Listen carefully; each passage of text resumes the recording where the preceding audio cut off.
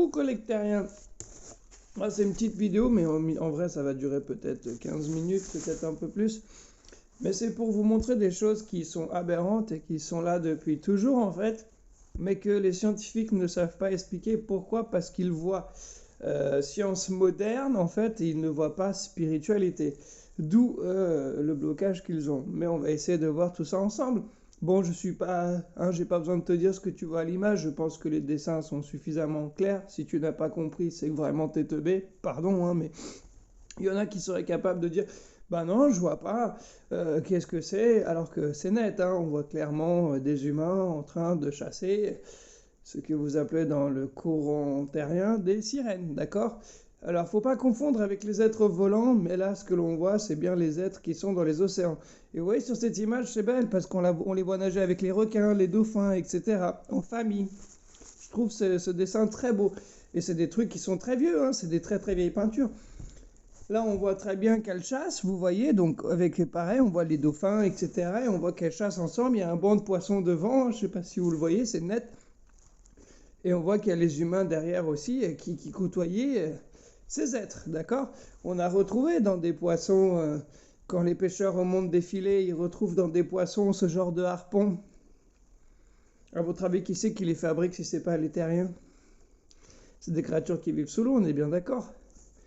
Vous venez de voir, et je vous ai dit, regardez ma vidéo sur le sujet, et allez voir le reportage, je pense que vous allez comprendre beaucoup. Mais ce sont bien des choses réelles, Je vous ai dit, les USA en ont... en ont dans des aquariums géants, des piscines géantes, etc., parce qu'ils étudient, mais ils veulent vous cacher tout ça pour vous garder, je vous l'ai dit, à un niveau d'esclave, un humain teubé, en fait, tout simplement.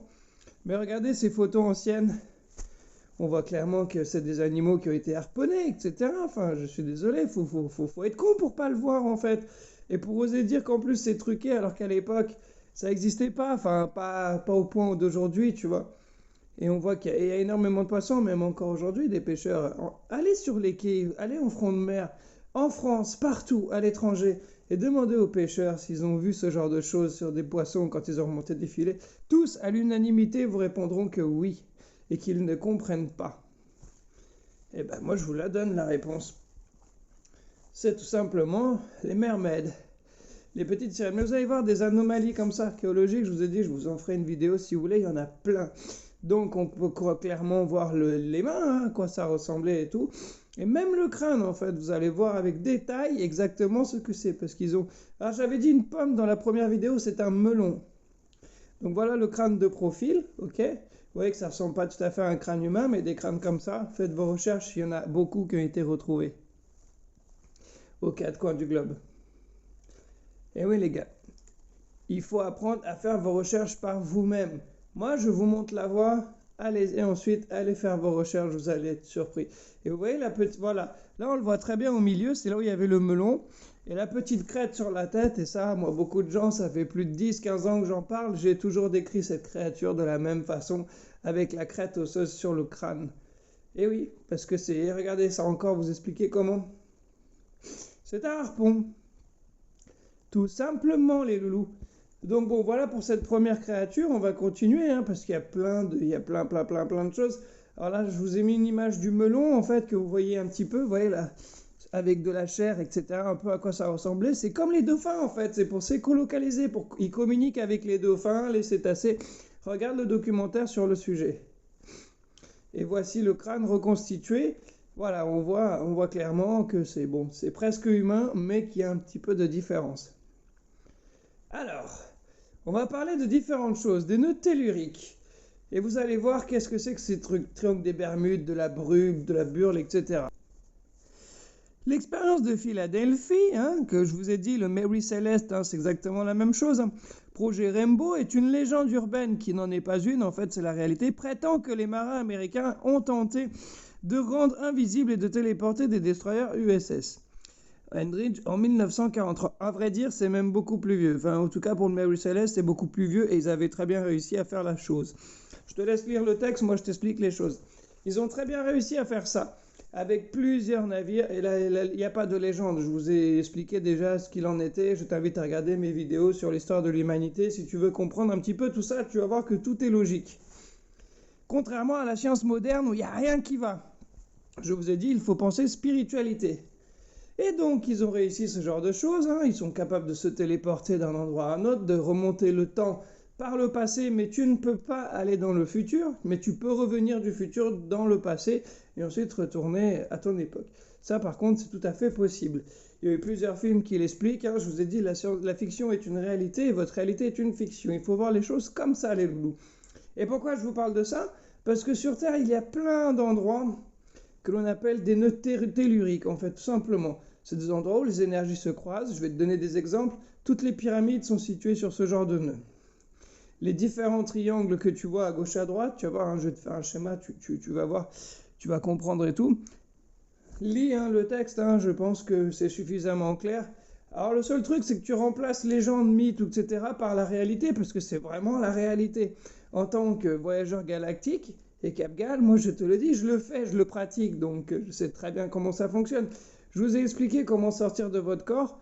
Expérimentez et vous allez voir que vous allez réussir à faire des choses, mais que vous n'imaginez même pas. Comme voyager dans le passé, par exemple, dans votre passé, vous allez vous voir dans le passé, etc., avec des êtres, enfin bref. Je ne vais pas rentrer dans les détails, mais vous pouvez aller absolument partout. Le champ morphogénétique de l'homme est identique à celui de la Terre. C'est-à-dire que ton cœur, l'énergie de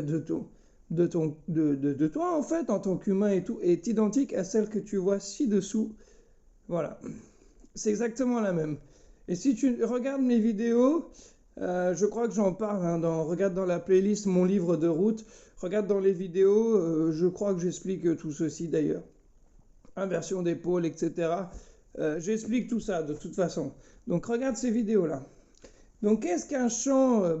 Si tu as bien lu et que tu as compris, les nœuds telluriques, c'est très important, c'est des nœuds où il y a une très forte énergie, où tu peux t'ancrer donc à la Terre, au cosmos, ce qui est en haut et comme ce qui est en bas, n'oublie pas. Et il peut se produire des choses un petit peu folles. Comme je te l'ai dit, dans les pyramides, tu pouvais faire des voyages d'une densité à une autre, etc., etc. Donc là, nous sommes au Japon, je crois, du côté du Japon, et ce genre de triangle, en fait, existe aux quatre coins du globe. Et ils se font souvent à des endroits où les courants océaniques se croisent. Je t'invite à faire tes recherches, je ne vais pas rentrer dans les détails. Comme je te l'ai dit, le but n'est pas de te donner la béquille, mais de te montrer les différents chemins à prendre. Après, tu n'as juste qu'à faire tes recherches Google, les livres, surtout les vieux bouquins seront tes meilleurs amis. Il n'y a rien plus d'authentique qu'un vieux livre qui explique les choses comme la carte de Piri Reis. On va y revenir dessus parce que j'ai remarqué des détails et j'ai vu personne en parler de ces détails. On arrive en France. Eh oui, Bugarache, tu connais, je pense. Mais il n'y a pas que le Bugarache. Je te ferai une vidéo, si tu veux, plus précise sur la France, parce qu'en France, des triangles comme ça, il y en a 1, 2, 3, 4, il y en a au moins 5. Mais bon, celui-là, c'est le plus connu, où tu peux faire des voyages, voir des choses, entre guillemets, extraterrestres, alors qu'en fait, non, c'est des trucs communs. Enfin, pour moi, en tout cas, c'est commun. Mais ça va devenir commun pour vous tous, vous en faites pas. Et le triangle des Bermudes. Alors, attendez, je vais te faire un petit schéma et regarde où il faudra regarder. Voilà, le point central du triangle, c'est là où, donc forcément, tous les traits se croisent. Tu traces un cercle, ensuite, qui reste dans le triangle, et tu auras la zone, etc. Tu descends en dessous et tu risques d'y trouver des choses très intéressantes comme de l'électromagnétisme ou ce genre de choses qui te permet de voyager dans le temps. Ça, c'est pareil. Ils ont trouvé ça sous l'océan. Vous avez pas remarqué que c'est un petit peu bizarre comme structure Je sais pas comment vous expliquer ça, vous. On croirait à un vaisseau, on est bien d'accord. C'est pas un vaisseau, je vous le dis. En revanche, ce que c'est que c'est une base. Enfin, l'entrée d'une base. Ok? Tout simplement. L'entrée se trouve... Ah non, je vais même pas le dire en fait parce que les scientifiques actuels, je les aime pas. Ils disent beaucoup de conneries, donc je préfère ne rien dire. Mais je sais exactement ce que c'est ça. Et je sais exactement aussi les êtres qui y vivent. Et ça fait des millions d'années qu'ils sont sous l'océan, ces êtres-là. Et c'est plus ou moins eux qui veillent un petit peu à ce que ça se passe plus ou moins bien sur Terre. Alors voici un schéma, un petit peu, mais il n'est pas très... il n'est pas très très fiable, mais c'est pas mal, c'est pas mal. C'est un bon début, mais il manque énormément de choses parce qu'il manque il manque les 3 portes d'entrée, la sortie entre guillemets des vaisseaux, parce qu'il y en a une autre, mais ils n'ont pas assez fouillé, ils ont très mal fouillé surtout. Mais voilà un petit peu, c'est comme des anomalies, comme là par exemple, enfin, vous connaissez, c'est ça, on est près du Japon, hein. Il y a la route de Bimini, il y a tous ces grosses structures en fait qui sont monumentales. Regardez ma vidéo sur l'histoire de l'humanité. Je vous l'ai dit, la Lémurie, etc. Tu creuses, la Lémurie, tu creuses, tu fouilles sous l'océan, tu vas y trouver des structures mégalithiques. Voilà, tu vois, l'un des exemples. Regardez, vraiment. Alors ça c'est drôle parce qu'ils ont dit que c'était du gras de baleine. Alors mes vidéos sur le résumé de l'histoire des hommes, parce que vraiment vous allez être sur le cul, mais regardez-les toutes vraiment et entièrement et écoutez attentivement. Donc là ils ont dit que c'était soi-disant du gras de baleine, mais c'est pas du tout ce qu'on voit. Donc la flèche du bas c'est un bec, la flèche du haut, ok, c'est l'un des yeux de la créature soi-disant. Mais vous savez comme la science aime vous faire vous racontez des conneries comme par exemple Roswell, hein, je vous cite un exemple plus connu, hein, des ballons météorologiques, hein, voilà, je pense que vous avez compris. Mais on retrouve exactement la même créature de nos jours juste ici, comment vous l'expliquez? C'est exactement la même créature, c'est la même chose. Hein. Il y en a qui ont dit que c'était quoi? Attendez, un raton laveur? Mais arrêtez vos conneries, putain, c'est n'importe quoi, la créature elle fait plus de 2 ou 3 mètres. Comment? T'as déjà vu un raton laveur de cette taille-là? Non mais juste, explique-moi en fait, tu vois. Bah ouais, faut arrêter de prendre les gens pour des cons. Et les gens, le pire, c'est qu'ils disent ah bah oui, ah bah c'est bon, c'est les scientifiques qui disent mais arrêtez d'être cons, cherchez par vous-même, putain. Je sais pas ce que c'est, hein, mais c'est pas un raton laveur. Moi, de ce que je connais, j'aurais tendance à dire que c'est un griffon, mais il y a des choses qui ne vont pas, car il n'y a plus il y a pas les ailes, et etc. Mais en tout cas, c'est ce qui s'en rapproche le plus, quoi. C'est comme ça. Ils ont trouvé ce petit oiseau qui est très vieux, hein, je ne sais pas de quelle époque, mais c'est de l'époque récente, ça a peut-être 800 ans, 600 ans, 500 ans, je ne sais pas exactement. Mais l'avion n'existait pas. Et ce qui est très drôle, c'est que, bon, les scientifiques l'ont vu, hein, toutes les dimensions sont parfaites pour qu'ils puissent voler super bien, etc. dans le ciel. Comment vous expliquer que les gens savaient ça et qu'au jour d'aujourd'hui, limite, ils sont incapables de le refaire? Regardez les Boeing, par exemple, avec les Américains, hein, qui essaient de reproduire ce qui se passe chez Airbus, sauf qu'ils font de la merde. Pourquoi? Parce que les Américains préfèrent faire du business, de l'argent, plutôt que s'occuper de la sécurité de son peuple. Je vous ai expliqué comment ça s'est passé le World Trade Center. Je pense qu'on va pas en faire tout un fromage. Enfin, tu vois, je pense que si tu as compris un minimum comment pensaient les dirigeants américains, si tu es un minimum intelligent, bah voilà quoi, et j'ai rien d'autre à dire là-dessus. De nombreuses boules comme ça ont été retrouvées aux quatre coins du globe aussi. C'est pas compliqué de savoir ce que c'est. Moi, je vais vous le dire. Vous voyez les murs cyclopéens, etc. là, regardez sous l'océan aussi du côté du Japon et tout. Levez les pierres et vous trouverez ça. À énormément d'endroits. Voilà, vous voyez ça là. Vous voyez les endroits, comme je vous l'ai dit, tu peux y voir des animaux, mais les endroits où éventuellement tu as une marque là, comme ça, de coulure, de machin, en dessous, si tu le lèves, il y a une de ces pierres rondes ou ovales ou machin. Et ça, en fait, c'est pour éviter que les pierres se disloquent lorsqu'il y a des tremblements de terre, etc. Fouille sur les vieilles structures, tu le trouveras partout. Ce n'est que ça. C'est ce qu'on appelle, en fait, en quelque sorte, une cheville, comme les chevilles de bois que vous utilisez quand vous fabriquez un meuble. Sauf que là, c'est en pierre, c'est tout, et ça roule. Ça tourne, tu vois ça comme tu veux, mais ça évite que justement ça casse et ça dure dans le temps. Alors que vous, au jour d'aujourd'hui, vous faites des choses droites, mais dès qu'il y a un peu de force, ça casse et t'as le seum.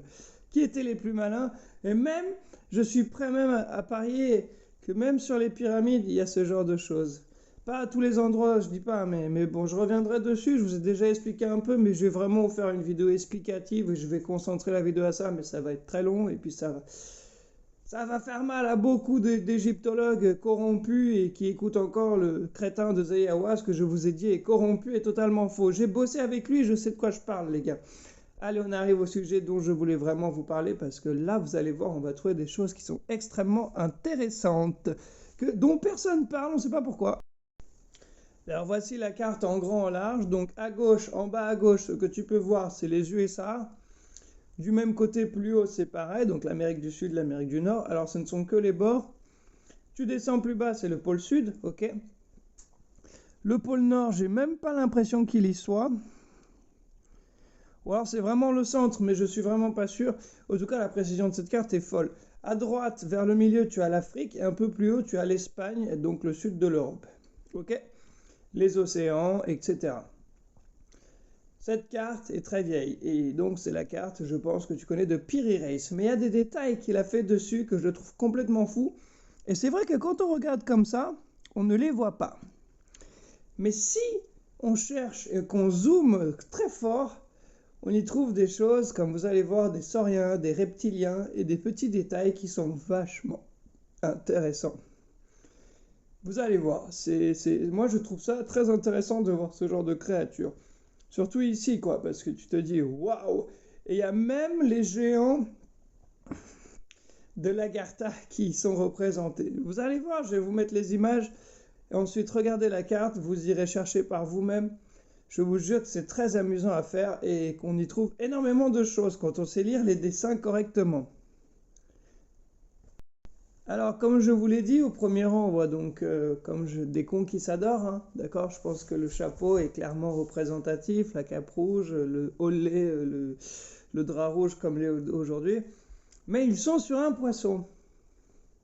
C'est bizarre, non? Juste derrière, on a une barque donc, qui est attachée, donc on le voit, hein, à ces deux gars-là, donc on en déduit que c'est des chasseurs de baleines. Ok, jusqu'à là tout va bien, mais regardez au-dessus, qu'est-ce qu'on voit? C'est des Asiatiques. Alors, je vous rappelle que la carte est très vieille, hein, et nous sommes autour des Amériques. Qu'est-ce que les Asiatiques font là? Vous voyez comme votre histoire est complètement faussée et complètement bidon. Et ça fait des milliers d'années, hein, que ça existe et que, enfin bref, cherche et tu comprendras. Ensuite, là, nous sommes en Espagne, d'accord? Donc, au-dessus du Moyen-Orient, on est au sud de l'Europe. Et regardez, qu'est-ce qu'on voit? Donc, un conquistador. À ses pieds, on voit deux hommes de petite taille. Donc, on en déduit qu'ils vivaient avec, par exemple, vous savez, le peuple dont je vous ai parlé dans la partie 3, là, les hobbits, entre guillemets, mais les êtres de petite taille et suivaient la patte d'oie. Et qu'est-ce qu'on a tout à droite de l'image, en plein milieu? Deux grands yeux, un petit corps, je te laisse deviner la réponse, mais je pense que tu l'as compris. Oui, c'est bel et bien un petit gris. Qu'est-ce qu'il fout là? Bon, ensuite, je pense que c'est suffisamment explicite, hein. Autruche, éléphant, personne noire, personne un petit peu rebeu plus dans le nord, donc le Moyen-Orient. Dans le sud, la montagne représentée, c'est au final la montagne qui est en Afrique, en plein milieu, là, d'accord? Kilimandjaro, je crois, si je dis pas de conneries. Et regarde, une fois de plus, on retrouve des choses qui sont fascinantes quand on zoome. Un gris, un reptilien tout en haut, une créature reptiloïde, et encore un gris ou une créature reptiloïde, je dirais, en bas. Zoomez, cherchez la carte, zoomez, et vous verrez plus en détail tout ceci. Moi, je ne vais pas vous donner toutes les réponses, mais comme je vous l'ai dit, regardez mes vidéos sur les sujets, en fait, sur les reptiliens, le résumé de l'histoire de l'humanité, etc. Je vous ai dit, je suis une ligne bien précise, bien particulière. Et vous verrez que tout concorde et que tout est tout à fait logique, contrairement à la science actuelle, en fait. On continue? Bon là, si tu comprends pas vraiment, c'est qu'il y a un problème. Regarde, hein. Un reptilien à gauche, hein, c'est net, hein. Clairement c'est net, hein. Et à droite, une espèce d'humanoïde, à moitié singe, ou peut-être un saurien, je sais pas, j'arrive pas à savoir ce que c'est. Mais je trouve ça... Ouais, écoute, tu sais quoi, moi, j'en ai marre de parler. Analyse et fais-toi ton idée. Mais c'est suffisamment explicite, je pense, hein, pour n'importe qui.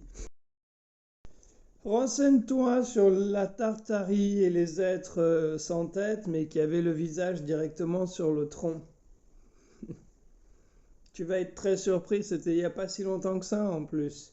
Mais moi, ce que je trouve fascinant, c'est une fois de plus la créature reptiloïde ou saurienne qui est en face. Mais vu les couleurs un peu vert-jaune, je dirais reptiloïde, parce qu'il a plutôt bien représenté la chose. Et ces êtres sans tête là étaient très technologiquement avancés et connaissaient très bien la rétro-ingénierie. Et ces êtres avec la tête sur le torse, j'en ai rencontré plusieurs fois, mais en voyage hors de mon corps, etc. Mais jamais dans votre densité, en tout cas, ou alors ils se cachent vachement bien, quoi. Mais je sais qu'ils sont très évolués et que tout ce que vous connaissez de la Tartarie, c'est eux qui ont tout géré. Les géants de l'Agartha, donc voilà l'un des rois. Alors je suis désolé, le dessin n'est peut-être pas très net parce que la carte est vieille, donc ça s'est un petit peu effacé, mais moi j'ai juste reconnu la couronne, hein, et je sais exactement de quoi l'on parle et de quoi il s'agit. Je vous le dis, ça, c'est l'un des géants. Et quand on voit par rapport... Regardez la carte, vous allez comprendre très vite en fait que la personne est très très grande sur la carte. Et donc forcément, parce qu'à l'époque, ils pouvaient y accéder par le pôle sud, mais maintenant on y passe par le nord. C'est intriguant et on y sort par le sud. Enfin bref, plus de détails, regardez mes vidéos sur les sujets. Et ensuite là, on a une créature qui ressemblait éventuellement à un serpent de mer, mais ce n'est pas ça. C'est une créature qui vit en Agartha aussi, et qui à l'époque vivait aussi au pôle sud, parce que le pôle sud était l'entrée principale de l'Agartha. C'est herbivore, etc. Hein, c'est pas du tout carnivore. C'est ce que vous appelez plésiosaure, je crois, plus ou moins aujourd'hui, mais ça n'a rien à voir, c'est un peu différent. Mais voilà, une créature de l'Agartha, et je trouvais ça fascinant qu'il y ait ça même sur la carte de Piri Reis. Donc il s'est vraiment inspiré de choses, de cartes qui ont des millions d'années.